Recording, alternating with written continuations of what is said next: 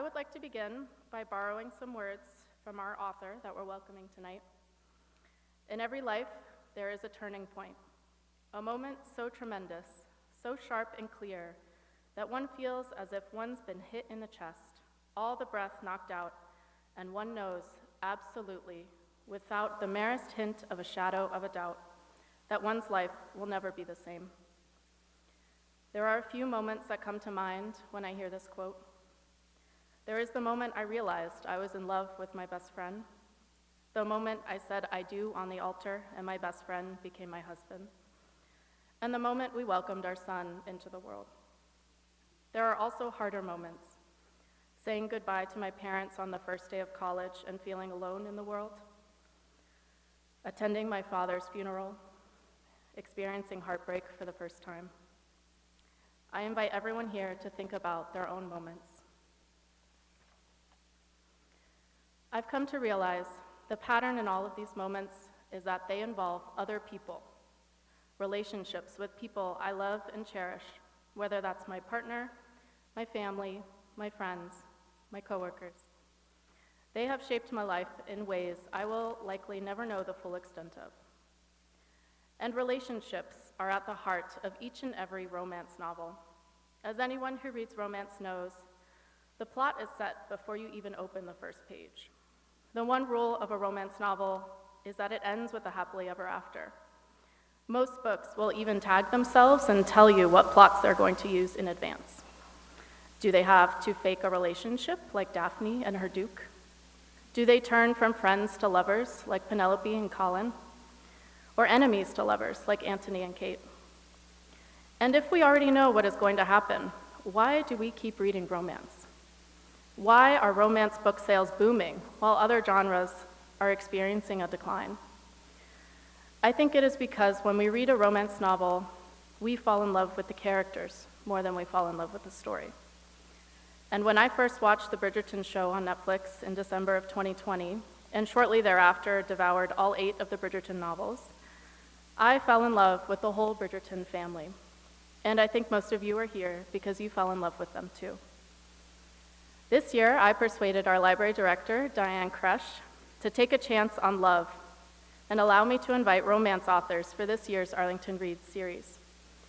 The theme we decided would be Share the Love, a celebration of love in all of its manifestations, and a chance to get beyond ourselves and into the hearts and minds of others. Not only do we have a fabulous lineup of authors coming this year, Curtis Sittenfeld will join us in April to talk about her newest novel, romantic comedy. Casey McQuiston, author of One Last Stop and Red, White, and Royal Blue, will be joining us in August. And David and Nicola Yoon will be coming in November to talk about both writing and publishing romance. But we will also delve into more than just romantic love. We will share our love of the community by hosting a community-wide picnic at the end of May. We will share our love of reading with our annual summer reading program, where Reading Books will donate money to our local animal shelter. We will share our love of love in July by hosting a wedding. One very lucky couple has just won our public library wedding contest. It's coming July 12th at Central Library.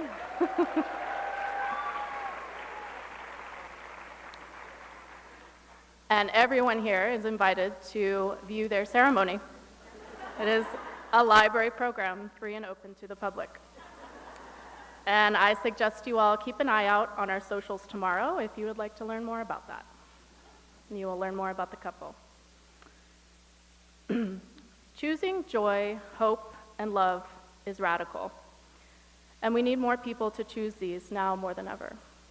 We invite you to continue to join us after tonight to continue sharing the love with Arlington Public Library. Tonight, we begin our Share the Love series with the Bridgerton Queen. I believe she needs very little introduction, but I would love to share some fun facts about our guest tonight that you may not already know. This New York Times bestselling author once won the $79,000 jackpot on the game show The Weakest Link.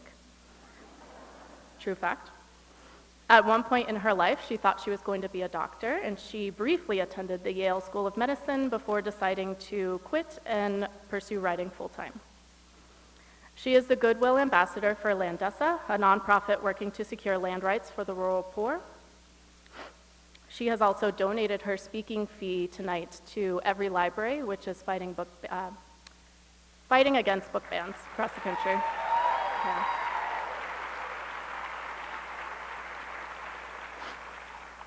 And I think it's important to note that 25 years ago, on January 5th, she published the first of her Bridgerton novels, The Duke and I. The Bridgerton series would go on to be adopted by Shondaland, as we all know, and turn into one of the top streamed original shows on Netflix. And I'm sure I don't have to tell you all that we are anxiously awaiting season 4 coming in 2026. So being interviewed tonight by our collection development librarian, Jenny Rothschild, please give a big Arlington Reads welcome to Julia Quinn.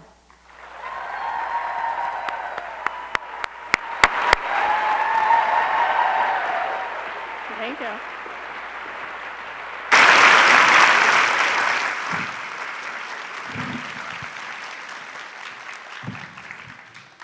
She stole a bit of my thunder because I usually open by saying that I'm donating my speaking fee to Every Library, but I did want to share with you a little bit more about the organization. Every Library is the nation's only nonprofit geared toward devoted to mobilizing voter support for public and school libraries. They began with very sort of basic pedestrian things like helping libraries navigate like levy systems and taxes and things like that, and unfortunately in recent years have had to take a hard tack to instead fighting book bans. And so that's where I came in to help them get the word out about the dangerous encroachments on our right to read freely now. There are a number of things happening in Virginia. I encourage you all to look into Every Library. If you Google Julia Quinn Every Library, you'll probably get to my petition. I would love it. I'd be honored if you would sign it. What it does really is you give some of your information to Every Library. They probably will also ask you for money, because that's what they do.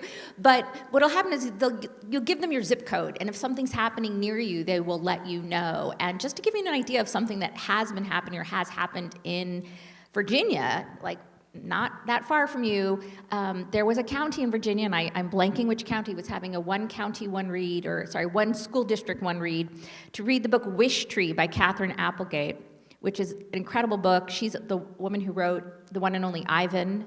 I don't know if any of you read that. It's a wonderful book. It won the Newbery Award. Wish Tree is narrated by a monoecious oak tree, and monoecious means it has both male and female parts. You can probably imagine where this is going. At one point, I believe the tree says, "You can call me he, you can call me she," and a woman who did not even have children in this school district wrote to the school district saying that this book was indoctrination at its finest, because this is a transgender tree. And the school district caved, and they stopped the program to do this as the one district, one read, one district book, sending out a letter, encouraging parents to read it with their kids if they wanted. And I think this is really dangerous. I think that if you have concerns about what your child is reading, I think that's fair, and I think you should monitor your child's reading, but I don't think you should monitor my child's reading.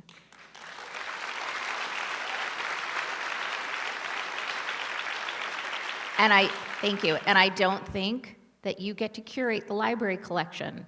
That's what we have librarians for.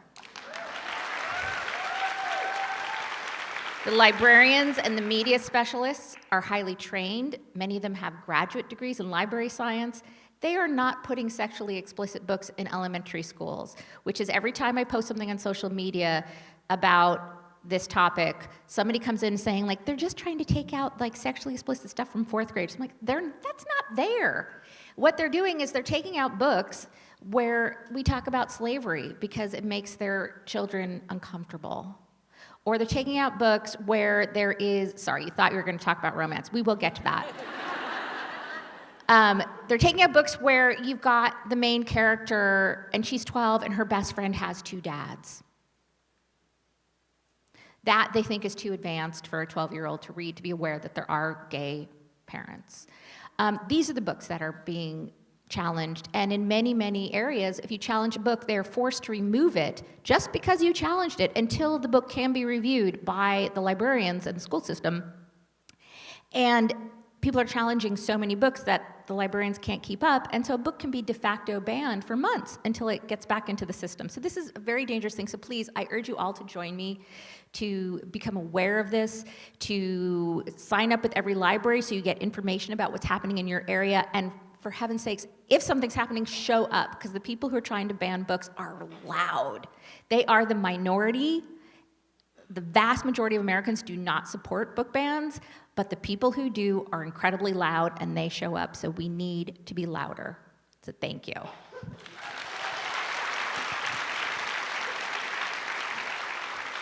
And now we'll get on to the fun stuff.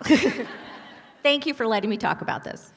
No, talking about book bans and what's going on is important. I think we often think of that it's a problem in Texas, it's a problem in Florida, but it's a problem in Virginia too, so do get involved. And It is. we celebrate Banned Book Weeks every year. Arlington County is a book sanctuary.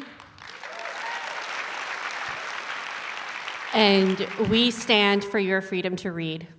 So, and thank you for your Thank you. support. Yes, I'm finishing up my year as the first ever national ambassador for every library. I've been donating all of my speaking fees at libraries, and I'm really proud to say that at the end of this weekend, I will have donated almost $100,000 to every library.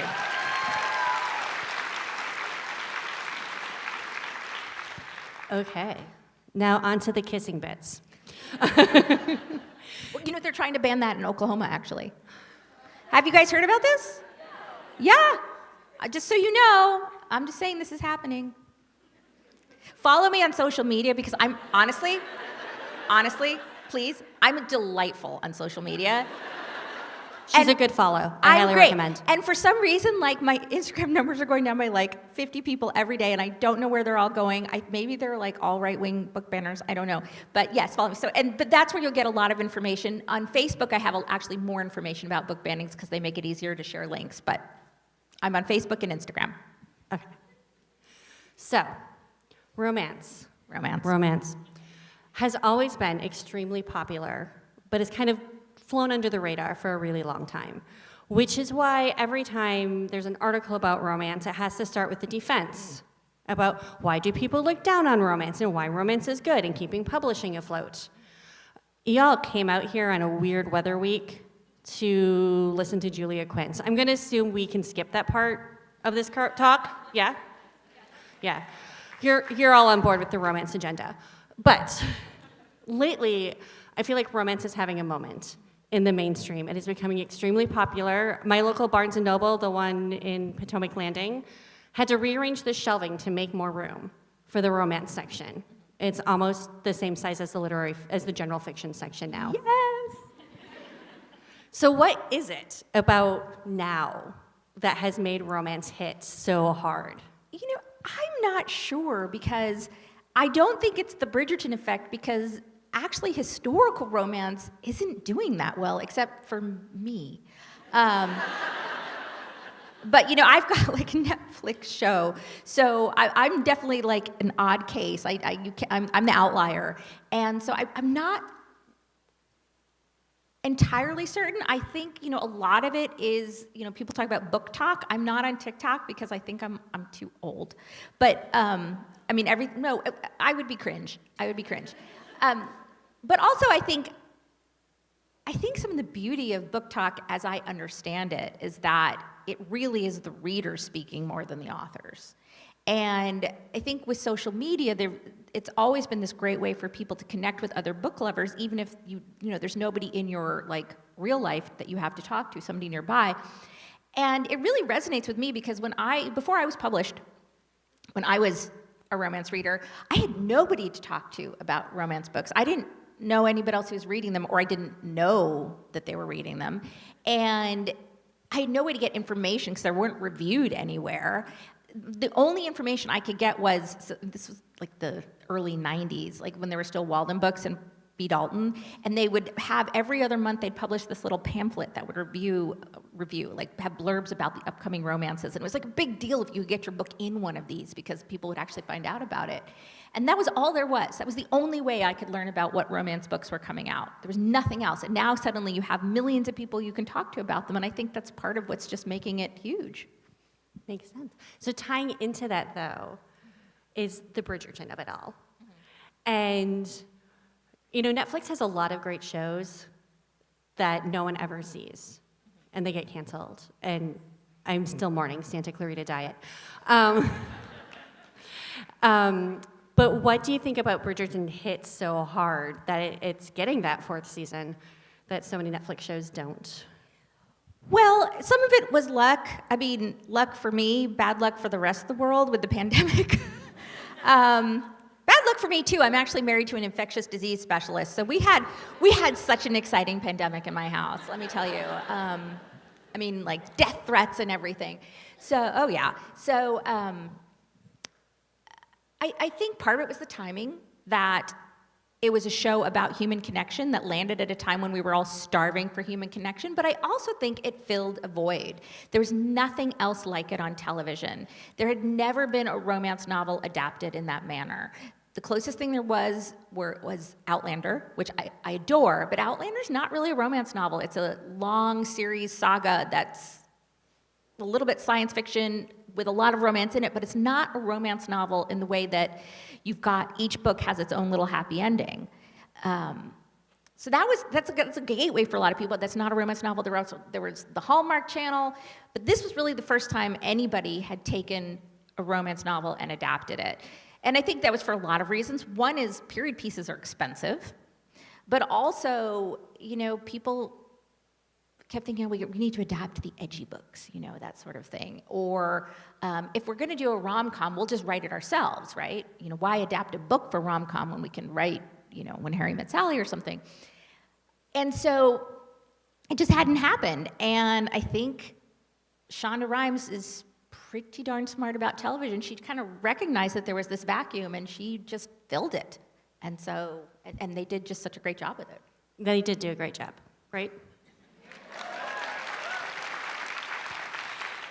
So, as Brittany mentioned, the first Bridgerton book came out 25 years ago. However, your first book actually came out in 1995. Because I don't know if y'all know this, she has books that aren't Bridgerton, just so you know. I have a lot of books that aren't Bridgerton, actually. Yeah. And I always think 1995 was 5 years ago. But I had to do the math on this like 3 times because I did not believe it was 30 years ago. I know, yeah. And we've seen so many changes, both in publishing, but in romance in particular. Mm-hmm. So you've really kind of had your career at this really interesting arc in romance and publishing. And I'm just wondering, and all the changes you've seen since that first book came out, is there anything you miss that we've kind of moved away from? I guess just more historical romance. It's really, if you love historical romance, please buy more historical romance. I mean, not just me. In fact, take my books out from the library. I'm doing fine. You know, try newer authors. Every Tuesday on Facebook, I recommend a different historical romance novel. It's usually books I've read. Sometimes I haven't read them yet, but I've heard about them, or often I'll mention them because I know that they're on sale, because I like a bargain. I just got a bag for 40% off, so I'm really excited. It's back there, you can see it. And yeah, I think just that, but mostly, no, I don't think I miss that much. I mean, if you've seen my very first book cover, you'll see why I don't miss that. I do miss the step backs, though. Oh, this wasn't a step back. This was like smack dab on the front. And, you know, I always like, if somebody thinks like I was an overnight success or I didn't pay my dues, I'm like, let me show you my first book. Yeah. Okay. So now the flip side of that question is, what changes are you really excited that we've had over the course of publishing? And what's hitting in romance? What's been changing? What's good about where romance is going and has gone lately? Okay, so I'm going to start with the really shallow part, which is I love this new thing about special editions. I don't know why it took people so long to realize that romance readers would like pretty books. I mean, if you look at what there's always been these special editions of literary classics. There have been some special editions of science fiction, all these things. It's like, of all the readers, who's gonna want like the beautiful sprayed edges with like flowers on it? Okay, so this is like this new thing, I mean, over the last few years, and I am so here for it, and they've been amazing. So I love all the pretty books, in a sort of less superficial manner. I just think, just there's been, the biggest and most important thing has just been an increased focus on diversity and inclusivity. Yeah.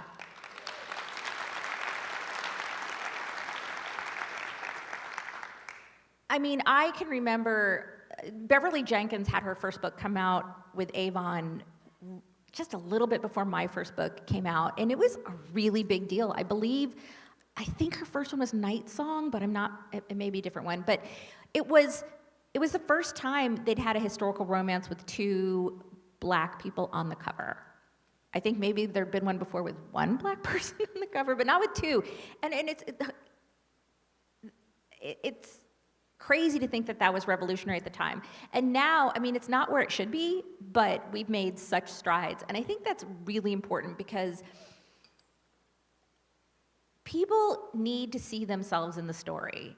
And one thing that it took me, I think, some time to really understand is that everybody needs to see themselves in a happy ending too.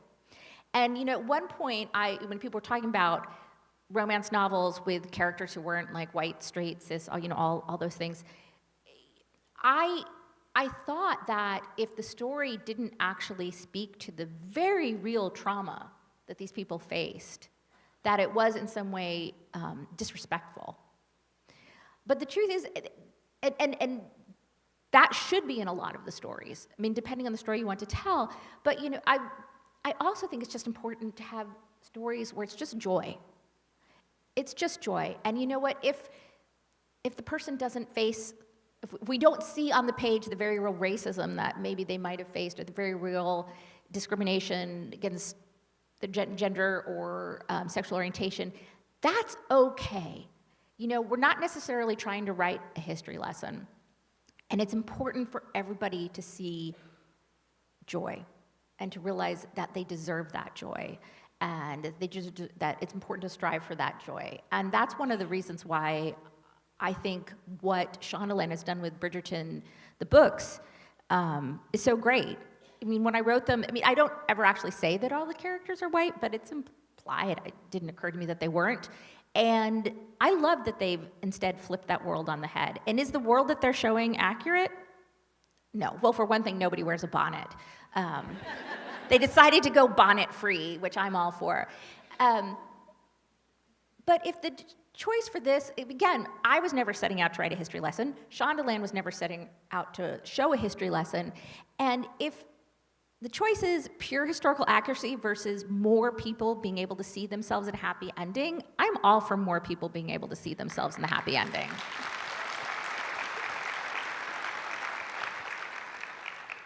Do you think there have been changes in the last, in your career over what makes a good hero or heroine and what readers are looking for versus what they might have been looking for in the 90s? Yeah, there definitely been changes. But the big thing was like maybe a little bit less of the alpha male, but there's still alpha males. It's just alpha males who actually understand what consent is. I will say that, I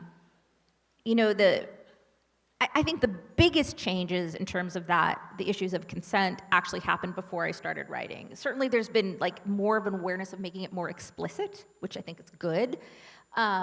You do see that more in contemporary romance than in historical romance because it's a little bit difficult when you're writing these historical characters. And, I just said, like, I'm not going to be perfectly 100% historically accurate, but I do want you to have that feel. I don't want to write completely modern characters and plunk them in history because that's also not fun. You have to write it a bit differently in historical romance, but within contemporary romance, the issues of consent have become much more explicit. The heroes, well, I guess also the heroines, but more the heroes, are better, I guess, about asking for consent very explicitly. Whereas before, we went through a period where it was at least kind of implied, and at least they weren't, it wasn't a complete rape fantasy. But before I started, there was a lot of that too. But I also want to backtrack a little and say, for a while also I was like, oh yeah, those rape fantasies of, the 80s and the 70s. And it's also important to understand that, like, when Kathleen Woodiwiss wrote The Flame and the Flower, which is what is considered the first modern romance novel where, the heroine falls in love with the man who rapes her, which, now we're all just like, oh my God. It was actually the only way she could write about female pleasure in a book because the woman didn't ask for it. And at the time, that was the only way you could get it in there. Like, if she actually asked for it, or if she wanted it, it was sort of like she got carried away. It had to happen kind of like against her, like what she was. Am I making myself clear? Okay, good. So it's just interesting, like what would be completely unacceptable now. We do have to kind of understand that in the time frame of the early 70s was the only way you could actually get female pleasure onto the page if she was really a good girl, and it happened kind of almost despite herself. So yeah, we've come a long way.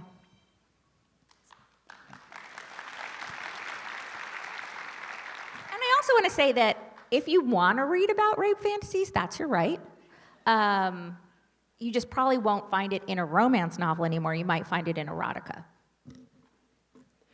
I'm going to change tack slightly because this is a question I've always wondered about romance authorship, and so I've always wanted to ask.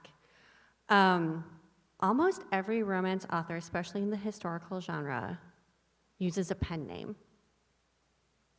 Oh, Why? that's actually not true. Okay. I don't think. A lot of them do. I'll tell you, I do, and the reason why is just that when I sold my first book, I was also applying to medical school, and I thought that I was going to also be a doctor, and I thought, well, I might go into pediatrics, and I was like, anything with kids and anything with sex should really be kept separate. And so that's why I took a pen name, and then when I decided not to be a doctor, I'd already had a few books out, so it just made sense to stick with it. Other people... for this all like for lots of various reasons. Eloisa James, I can tell you because she's on the record about this. She still is a professor of Shakespearean literature, and at the time, people were like, "You'll tank your academic career if people know." And so for her, it was a huge secret for a while. Other people just want privacy. There's no one reason why anybody does or doesn't. That makes sense. So you write historical romance. So obviously you've had to do a lot of research to learn about the Regency world. And what does that research process look like? How do you do your research to learn about the Regency and England? So I've written almost 30 novels, plus a bunch of novellas and short stories and stuff like that. So by this point, I have a pretty broad, slightly more than shallow knowledge of the period. They're just things I don't need to look up anymore. I know how you address a duke. I know what the customs and mores are. I know that you're not supposed to go off in a garden alone with a guy. Daphne. I know how things work. So it's really a lot more of I look things up as needed. And because my books are truly costume dramas, which means, well, I'll back up a little. So there are kind of three types of historical novels. Well, I'm sure there are more, but three that I'll talk about. There's the kind where the main characters are actual historical figures. And did any of you read Jean Plaidy? Oh my gosh, no Jean Plaidy people here? Victoria Holt? Okay, so Jean Plaidy was one of Victoria Holt's other pen names because she wrote 8 million books. But this would also be, I guess, like Philippa Gregory, where the main characters are actual people in history. And some people can turn this into a romance novel. It's usually more historical fiction. Then there's another type, which can either be historical fiction or historical romance, where you've got your two main characters are fictional, but they move in a world that's very much grounded in historical fact and the politics of the day. And so that would be more like, even though I just said Outlander's not historical romance, it's not, but if you've read Outlander, Jamie and Claire are interacting with very real figures. And there are a number of pieces of historical fiction and historical romance that follow that framework. I have very, very few real historical figures who show up in my books. And that's why what I write is called costume drama, where basically everybody's made up, but they're in kind of a real milieu. And so, I'm like, how did I get here? Oh, right. So it does mean I don't have to do, I think, the same level of historical research as somebody is doing the two other types of books. And so I rarely have to look up something before I begin. I usually kind of dive in. And then as I'm going along, I'll have to look up, sometimes it's very small things, like It's in His Kiss, which is the 7th Bridgerton novel, Gareth, the hero, makes a joke about little Bo Peep. And I remember writing it being like, oh my God, just laughing. I was like, I love this line. And if you make yourself laugh when you're writing, you're like, okay, this is a good one. And then it occurred to me, oh my gosh, what's the earliest known reference of little Bo Peep? Right? I don't know. It turns out it's in Shakespeare, so I'm good. But another time I wanted to have somebody say the pen is mightier than the sword, which I also assumed was Shakespeare, but you know what? It's not. It's Edward Bulwer Lytton. Okay, so you know who Edward Bulwer Lytton is? Yes. Okay, can you believe? Okay, Edward Bulwer Lytton is the person who wrote It Was a Dark and Stormy Night, which is considered to be the worst opening line of any novel anywhere, because it's not just It Was a Dark and Stormy Night, it goes on for like a ways. And now there is like this contest, and I urgently urge you all to look this up. It's the Bulwer Lytton contest for the worst opening line of a novel, or it might be the opening line of the worst novel, I'm not sure, because it's not quite the same thing. And you can write it and you can win. I don't even know if there's a prize. It might just be for like the glory. And when they announce the winners every year, it is so funny. I still quote some of them. Anyway, so this is somebody who's like so famous for having written like the worst sentence ever. And he also wrote The Pen is Mightier Than the Sword, which meant that I couldn't use it. So I'm looking up things like that, which often have to do with historical timing. You can't use the word boycott. I learned that too, because boycott comes from somebody's name, Sir something Boycott. And yeah, so I couldn't use that. Can't use the word backtrack. That's a railroad term. Really, it didn't, which makes sense when you're like, oh, of course. But it didn't, like at the time, it didn't seem like a new word. But you know what you can use? You can use horsepower. Horsepower you can use. I think I did one where they corrected, I wanted to use foot-pound, and then it was like, no, horsepower is more accurate. I'm like, all right, whatever. So anyway, things like that, but also like larger things. So when I wrote the book, The Other Miss Bridgerton, which is a book that takes place in large part on a ship, that was when I learned I know very little about ships. Very, very little. So I ended up doing a lot, once I got going, I realized, oh, I got to do a lot of research here. And then they ended up in Lisbon, and I realized I know very little about Lisbon. So I did a bunch of research on Lisbon and the architecture, and then learned that Lisbon, it was the first seismically engineered city in the Western world, which is very exciting for me because I'm kind of a geek about things like that. When I wrote the last book in that series, First Comes Scandal, the hero is a medical student. And I thought I was going to be doing a lot of research on the medicine of the time period, but what I realized I had to research was medical education. Like, how did you become a doctor then? Could you just like put out a sign and say I'm a doctor, which is kind of like the guy who just confirmed today?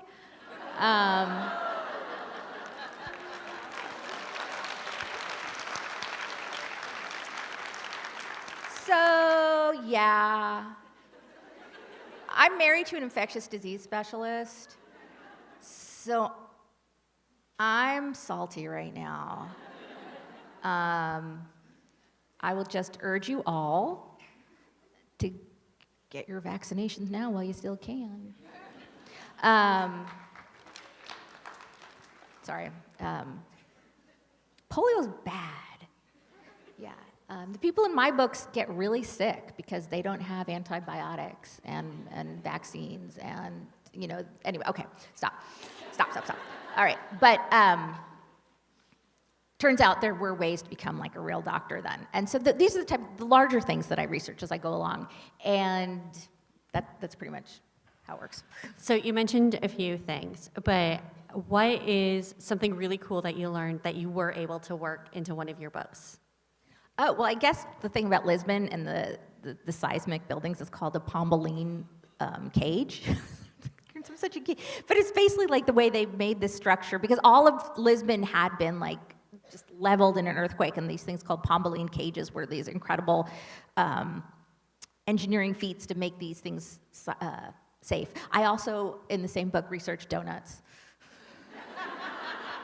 and they're called malasadas, and for some strange reason, they have them in Honolulu, so I had to go to Honolulu and try them. Which was, yeah, that was fun. We appreciate all the work you do into your research for authenticity purposes. Yes, they were very good. They're very good. And then related, what is something that you haven't been able to work into a book yet, but you're hoping? Some cool fact. Oh. You know, I don't know offhand. I loved history of science. And so I love little scientific things like that. So I'm sure there's something out there, some weird like medical or scientific thing that I would love to put in, but I'm blanking right now. I will think of this tonight at 2 a.m. when I will still be up because I'm on Pacific time. So you, as you mentioned, you have like 30 novels. And I think looking at your published work list, if you take out the collections, it's 39 titles, but there's like novellas and short stories in there. What was my question? Oh yeah. So most of them, though, all are linked vaguely, and they take place in the same universe.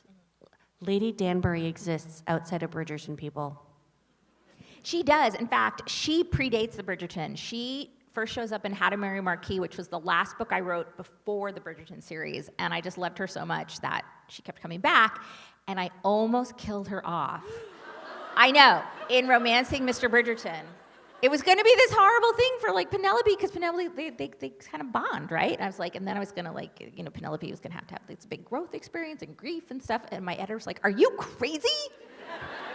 And so I did not kill her off, and now I have decided she will never, ever die, because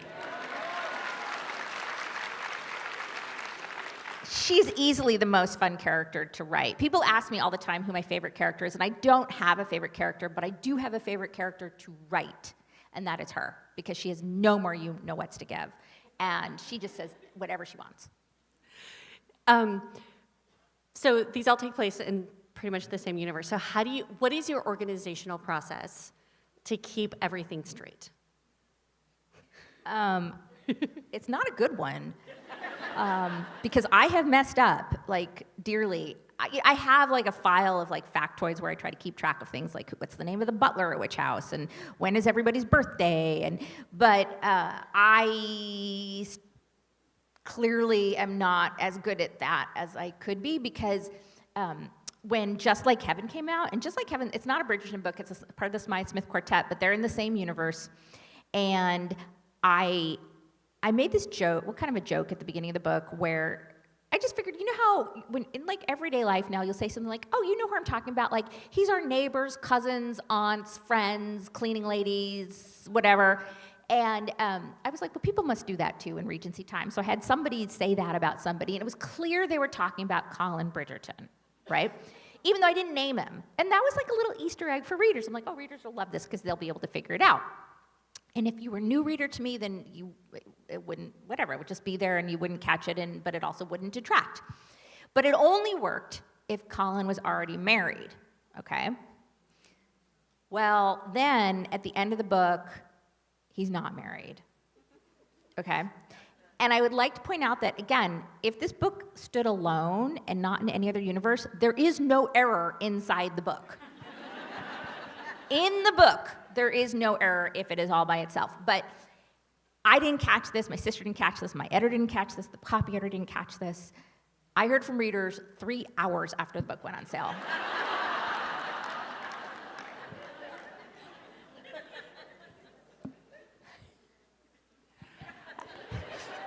And then some people are like, are you going to fix it in like later editions? And I think no, because it's far too charming to have it in there now. And now that the TV show is out, do you ever get yourself confused as to what is the book version versus what is the TV version? No. Part of that, though, is that I don't reread my books unless I need to for some reason, you know, because I need to look something up because maybe a character's coming back as a secondary character, or because I'm putting together a book called The Wit and Wisdom of Bridgerton. I need to find good quotes. I don't reread them because by the time the book comes out, I've read it so many times that, if you've read something, 100,000 times, by the time you get to 100,001, you're like, this is so predictable. I mean, it's like I know every word that's going to happen. And so I just don't want to read it again. And so for me, Romancing Mr. Bridgerton, the book, is so far back in my memory, but season 3 of Bridgerton, the show, is pretty upfront. So I probably remember the show better than the book, I'll be honest with you. Okay, so we're going to get into the Bridgerton of it all. There are a lot of changes between the books and the show. And how much of any input do you have in what's happening on our screen? Or did you just write the books and just let it fly? I have almost no input. When someone from Hollywood comes to you and say, we would like to make an adaptation of your novel, the very first thing they ask is, are you willing to give up creative control? And I said, take it. And I did that for a couple reasons. The first reason was that I knew that this was a once-in-a-lifetime opportunity. I had never dreamed something like this would happen. It was not only once in my lifetime, it was once in my genre's lifetime, it seemed like. And it still is. We still haven't seen another historical romance adapted like this. And I did not want to do anything to mess it up. I wanted to be a delight to work with. It is my aim to be we love working with her. She's awesome. But I will say that it's really easy to have that attitude when you're working with Shondaland. These weren't, untested people coming to me. This was the woman who is, without a doubt, the best showrunner in television. She's so smart. I'm not going to tell Shonda Rhimes how to make television, okay? I'm not going to be that person. So I said, yeah. And so, I am officially a consultant, but that doesn't mean they have to listen to me. It doesn't even mean they have to consult me, but they do have to pay me, so that's nice. As a consultant, so you can't win them all, but so they'll ask me questions. I remember when they were working on season 1, it was something like, we want the Featheringtons to have a title, because in the books they didn't have a title, but we don't want it to be as high as the Bridgertons. So what do we call them? So I helped them with that, and it's very, very small, kind of granular things. And they do come and talk to me about the big things. So most of you probably is there anyone here who hasn't seen season 3? Okay, so is it okay? No one's admitting it. All right, so the character of Michael is now going to be Michaela, as many people know. So that's something I knew about a good year and a half before the rest of you. And they talked to me about it because that is a big change. And I think if I had disagreed, I don't think it would have made a difference in the long run, but I didn't disagree, but I was thinking okay, this is a big change. Can we talk more about how it's going to play out and how, and I said, here are some things that are, if we're going to make this change, it's still important to me that, X, Y, Z, that kind of thing. And so there's some input, but I don't have creative control. So Bridgerton is huge, as we all know. Bath & Body Works makes a candle that smells like Colin, apparently. It's called Colin's Return, and it was only at Christmas time. I will say, I burned the Bridgerton study candle a lot while rereading books in preparation for tonight. It smells good. What is your life right now? So, when I went to the season 3 premiere in New York, it was really fun because I was able to I was there with my husband and my daughter and her boyfriend, and my father-in-law, who actually just passed away. That was really nice to be able to share with him. And we're there, and somebody from Netflix was talking, and she tells, and she's like, Bridgerton is a lifestyle brand. And my daughter turned and goes, Mom, you're a lifestyle brand. And I was like, this may be the most surreal moment of my life. It's a little weird. I'm wearing Bridgerton lipstick right now. You're just, promoting your brand. Although I've got I've layered it, because I'm so, I know nothing about makeup, but I have 2 colors on. So it's the lighter color on top, it's not the bright one, if anyone cares. Yeah, it's weird. It's really weird. It's weird enough to be able to suddenly be able to explain what you do and people get it. Because before you'd be like, oh, I'm a writer. Oh, historical romance. Oh, are you published? And you're like, yeah, had a #1 New York Times bestseller. But the thing is, it's just, and now people are like, oh, what do you do? I'm like, oh, well, have you heard of Bridgerton? And they're like, oh, yeah. I'm like, oh, well, I wrote the books. And usually they know. And then, so it's weird. It's weird. I don't know what else to say it. So, But like good weird. Yeah. Okay. all right, I need to ask, we're running out of time, so just like 2 more questions. The quick one is, what, if anything, can you tell us about season 4, up to and including when do we get to watch it? Oh, well, the first thing I can tell you is that were I to tell you anything, I would be in so much trouble. You have no idea. When I get stuff from Netflix, like scripts and stuff, it is watermarked. It is like time-stamped. It is, no. So I can tell you that I do not know when it is going to come out. I don't think they know yet, other than 2026. So I don't think, maybe they know. It's hard to imagine they do. I have read, not all the scripts, but some of the scripts, and I think they're amazing. I'm really excited. I think that fans of An Offer from a Gentleman are really going to love this season. And I think that's all I can say. Okay, and then, so last question. One thing that the Netflix show and the Bridgerton lifestyle brand has done, well, it's elevated you to the point where you can be a spokesperson for different organizations. And I saw on your website today, you don't have anything coming out soon because you're focusing on your advocacy work. You've already spoken about your work with Every Library, but you are also heavily involved with Landesa. So will you please tell us a little more about what that is and why this is so important to you? I would love to. Landesa is an NGO that is works leveraging the law to support land reform throughout the global South, and most specifically to secure land rights for the rural poor, with an emphasis on equality for women and land rights for women. And it's kind of like the non-sexy part of global aid. We always think about getting medicine to people and getting education to people and getting food to people, and this is all really important, but land ownership is actually where it all starts. And when a woman, well, anyone, but a woman specifically can own a piece of land, it gives her so much security. And I went on a trip to Kenya, actually, in January with Landesa to learn a little bit more about some of the work they do in that country. They've worked in, I want to say 66 different countries, but maybe 30 now. And it was absolutely fascinating because, and this isn't for the whole country, but we were focusing on some rural areas. Kenya's constitution does say that women can own land, but the culture and the customs of the country in these rural areas are stacked against them. For many of the tribes, when you marry, the woman goes to the man's family. That's it. So her parents are like, well, we're not going to give you land. Why should you inherit the land? Because you're just going to go over here. And then if she becomes widowed, often if the husband has brothers, they're like, now we inherit the land, and they just kick her off. Or they're like, we inherit you too, which is not good.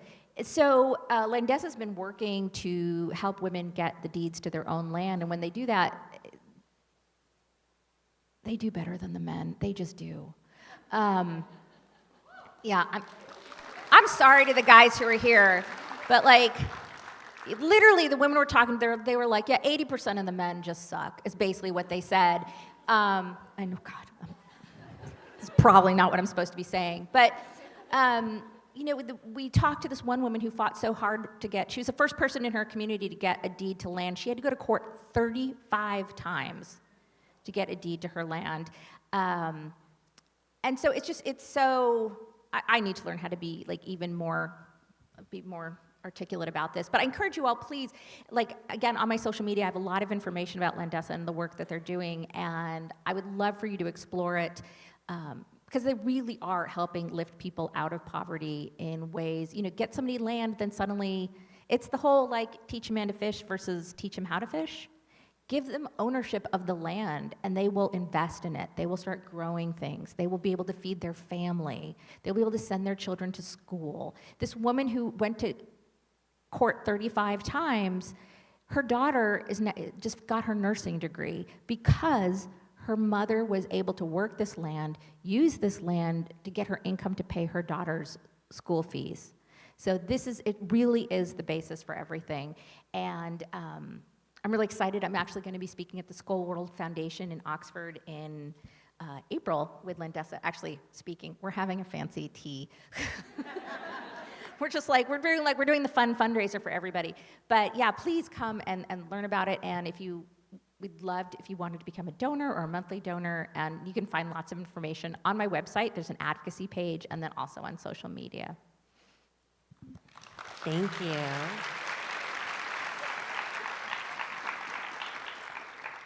Okay, so even though I have like 85 questions I didn't get a chance to ask, it's time for audience Q&A.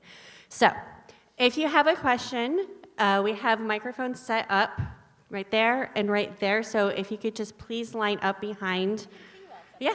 Ooh, there's lots of people here. It's so dark. So if you have questions, please line up behind one of the microphones, and we will get to your questions. As we wait, I can rapid fire a few of the other ones. So what is your favorite romance trope? I don't have a favorite romance trope. You know, I guess I have kind of a least favorite.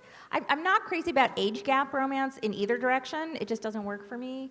But everything else, I'm like, you know, I even did an amnesia book, but I think every author should get to do one amnesia book. Maybe not two, unless you're like Nora Roberts and like you've gone through like 300 books and suddenly like, okay, I've written 300 books. I think I'm due another amnesia book. Okay. There is also is there a mic over there too? Yeah, okay. So there's a longer line over here. So we're gonna start over here. Hi. This is a question, like an author question. Do you feel like there was a certain book during your career that was like a breakout novel, or do you feel like you sort of gained your readership, you know, book by book as you? I think it was really mostly book by book. I certainly did not have anything that just exploded onto the scene in any big way. I mean, the first book I wrote that hit any kind of bestseller list was How to Marry a Marquis, which was my 6th book. And then, you know, The Duke and I, when that came out, there was some excitement about the Bridgerton series, but again, it didn't hit huge bestseller. I mean, it hit like, you know, the bottom of the USA Today list and stuff. So no, I think I was really bit by bit.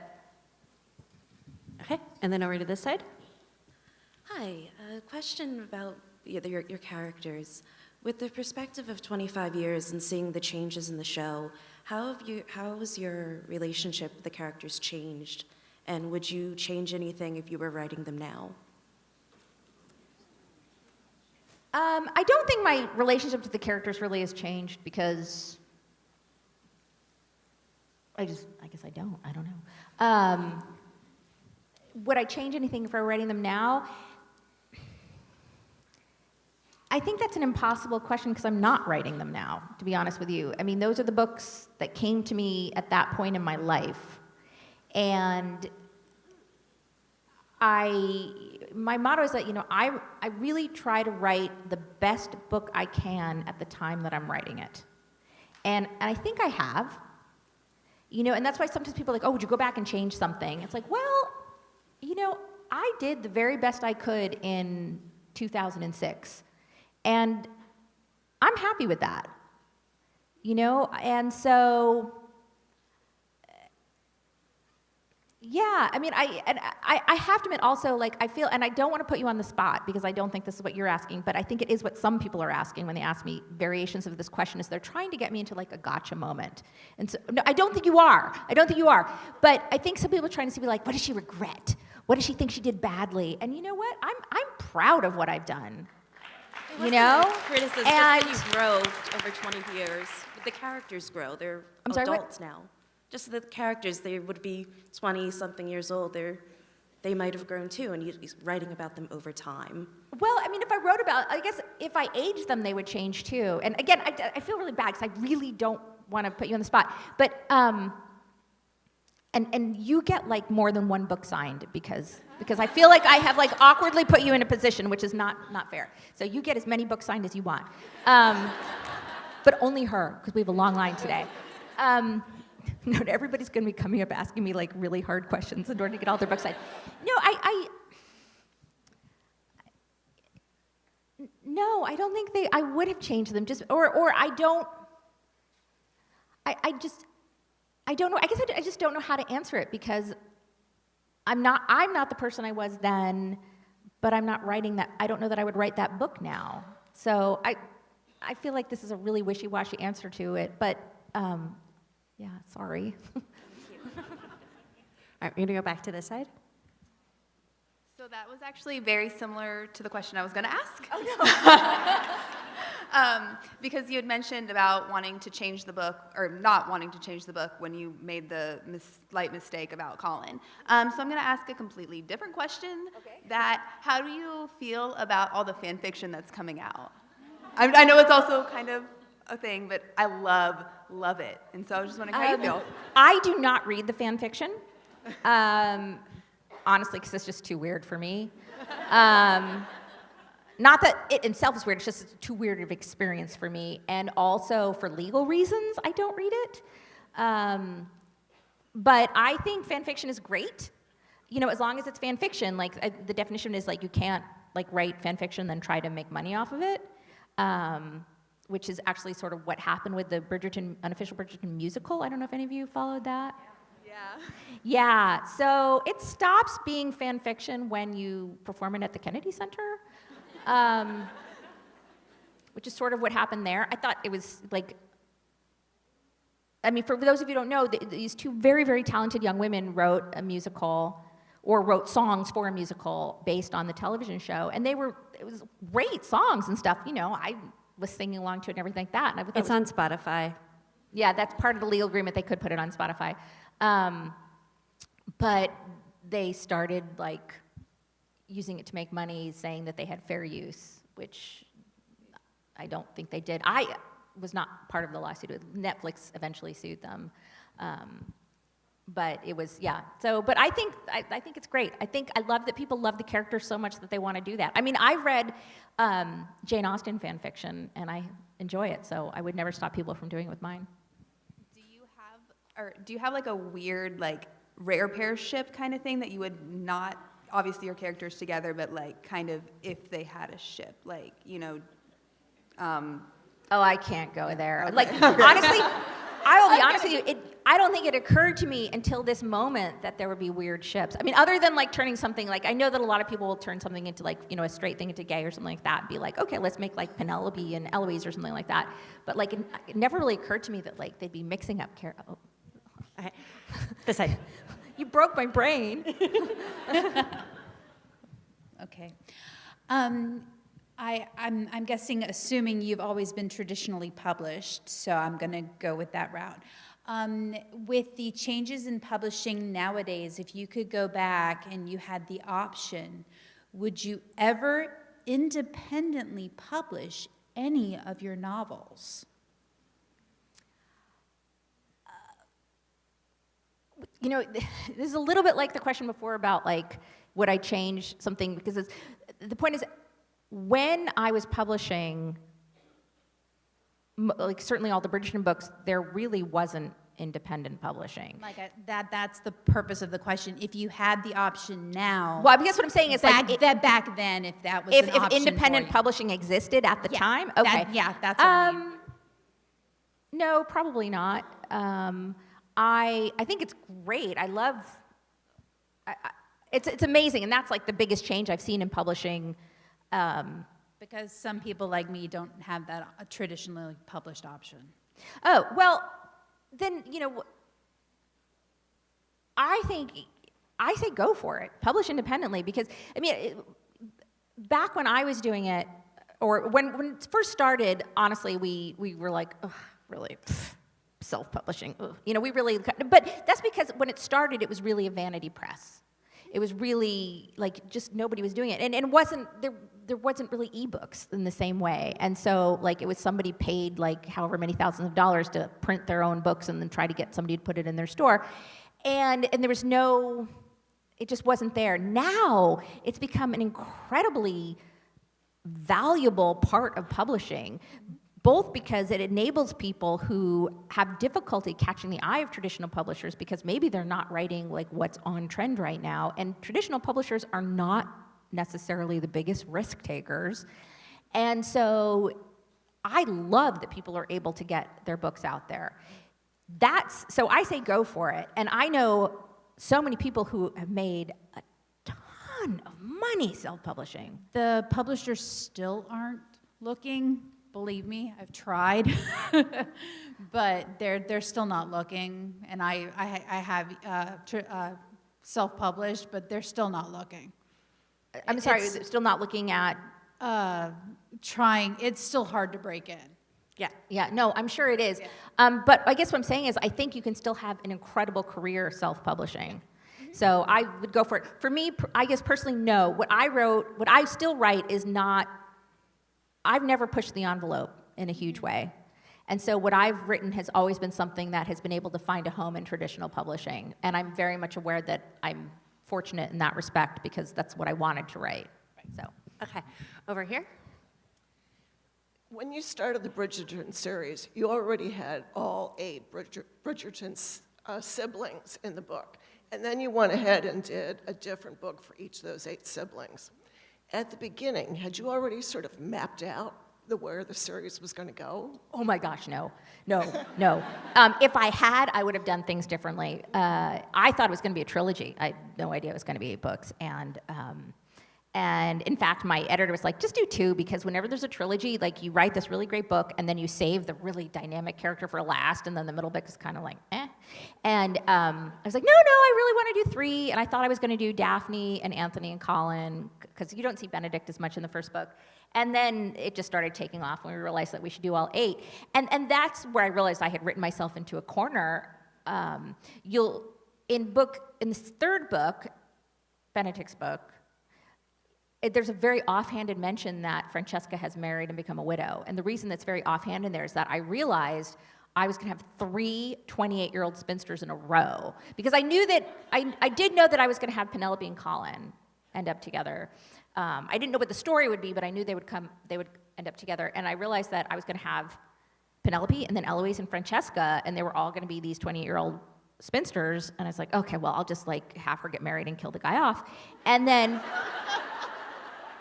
I got to her book and realized I had to figure out what the heck happened. So no, I did not plan it, and I probably should have. But then again, it worked out, It worked out for me. Over here. Hi. Did you had mentioned that Lady Danbury was your favorite character to write. In your eyes, did Netflix do her justice? Oh, yeah. I mean, she's changed a bit. I mean, and not just because she's black now. Really, the biggest change is she's a bit younger. She is older in the books, and I think maybe a little bit more crotchety. And has a cat. And has a cat. Yeah, her cat. And, okay, Malcolm is a real cat. I mean, not anymore. Malcolm has passed on. But Malcolm was my sister's cat. But, yeah, no. I mean, so she's a slightly different character. I think she is a little more arch, a little more, she rules society in a more serious manner. And she's more of a doyenne of society than in the book. She's not sort of like in charge of society. She's just like a menace. But I think she's awesome. I love what they did with her. Thank you. Over here. Hi, this kind of has to do with the romance genre in general, but do you think that with the rise of romance, authors are starting to focus more on the intimacy of the characters and foregoing plot? So did you say on the intimacy? Intimacy and romance of the characters and foregoing the plot. I mean, in the books I've been reading, I wouldn't say so, but there are so many romance novels now that I don't know that I'm necessarily reading a true cross-section, so my guess is there probably are some. I mean, some books, I was actually joking with someone earlier that because of the show, everyone's like, ooh, you write like the extra spicy books. I'm like, have you read the rest of the genre? I'm pretty tame, actually. So I think, my guess is there probably are some, but I think there's also a lot that aren't. For me personally, the plot is important, but the biggest thing are the characters. And I think there are lots and lots of books where just the characters are so rich and three-dimensional, and I just love it. So, I don't think that's a genre-wide thing, and I'm sure if you talk to like anyone here, if you're looking for more books to read, we could get you hooked up. We could find you the good ones. Yeah. Okay, over here. Hi, first of all, thank you for being here. You know how some celebrities will come out with book lists that these are the ones that have the most influence on them or they're must-reads. Which would be on your list? Oh, well, as I said, I do follow me on Facebook because I do list a book every Tuesday, and then on Instagram, I periodically will take a picture of myself with a book and show some books that I've read recently. In terms of books, like over a lifetime, the first one that comes to mind in terms of book that I just absolutely adore is called The Last Days of Summer by Steve Kluger. It is not a romance, but it's an epistolary novel, which I love. If you're not familiar with the term, epistolary novels are books that are written entirely not in prose. So it'll be like letters and ticket stubs and telegrams and things like that. I mean, this one has like bar mitzvah programs, and it's such a wonderful book. Last Days of Summer by Steve Kluger. Within romance, books that really affected me when I was like first coming up through, Judith McNaught. I think more like authors than romance, than specific books. Lisa Kleypas had a 2-book set called Then Came You and Dreaming of You that I must have read 100 times as I was trying to figure out how to write a book. I read a book recently that really hit me called What Looks Like Bravery. It's a memoir. It's basically a memoir of grief, but it's also kind of funny. I read that after my father had been killed, and it's about grief for her father, and her story isn't remotely my story, but at the same time, it really spoke to me. So it's hard to come up with them all, but please, if you go to the social media, I've got stuff there for sure. Just scroll back on Instagram and look at anything where I'm holding up a book. Okay, last question is you. Okay, great. Thank No you. pressure. Hi. I just wanted to ask you, from all of your books, all the books that you have written, do you have a favorite in terms of it was an enjoyable experience to write, or a concept you really were happy with how it turned out? What would be, from your perspective, your favorite? I don't really, but I can give you kind of a slight reverse. I can tell you which was the book that was the hardest to plot. Okay. How about that one? That sounds good. And that was Romancing Mr. Bridgerton. And the reason for that is that it's still the only time that I've written a book where both main characters were already really well established. Mm-hmm. And often in romance, romance is like a world of spin-offs, right? I always tell people, I'm not writing sequels, I'm writing spin-offs. And so I've always usually have a main character who we all know, and then I can mold the next person for what I need. And with Romancing Mr. Bridgerton, I'd come up with an idea and then think, oh, no, that won't work because like Colin was out of the country. And then that won't work because Penelope can't do this for XYZ. And so it was crazy. And then, but I guess another one to say, in terms of experience, the 2 Dukes of Wyndham books, which is Mr. Cavendish, I presume, and The Lost Duke of Wyndham, was both the best and worst experience. Those are 2 books that share the same external plot, but each has its own internal plot, like romance story. And so they take place concurrently, and I realized that in order not to make one set of characters too dependent on the other set for who they were, I was going to have to write them concurrently. So I had 2 windows open on like a small screen, and I will never do that again.